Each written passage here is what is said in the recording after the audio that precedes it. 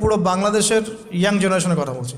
25 বছরের ইয়াং এই প্রজন্মটা, এই লেটেস্ট যে প্রজন্মটা, এদের অনেকেই জেনা করেছে, বিবাহ বহির্ভূত সম্পর্ক। এবং আমরা এখন জেনাকে অনেক সময় উস্কেও দেই, আমরা অনেক সময় এটাকে প্রমোটও করি, আমরা এটাকে ফ্যাশনও মনে করি। কারণ আমাদের ঢাকায় মানুষ বলে যে তোর গার্লফ্রেন্ড নাই, এটাই হচ্ছে ওদের কাছে অবাক করা বিষয়।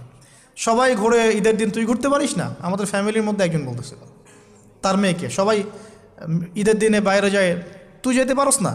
ঢাকায় এভাবে কথা বলে। তার মানে এটাই ফ্যাশন, মানে আমরা জেনাকে উস্কেও দিচ্ছি। তার মানে 25 বছরে আমরা অনেকে জেনাও করেছি। মাদকের সাথে সম্পৃক্ত কত পার্সেন্ট ইয়াং জেনারেশনে আমাদের দেশে? ক্যালকুলেট করেন, আপনি গুগল করেন, দেখেন কত পার্সেন্ট আমাদের দেশে মাদক সেবন করে।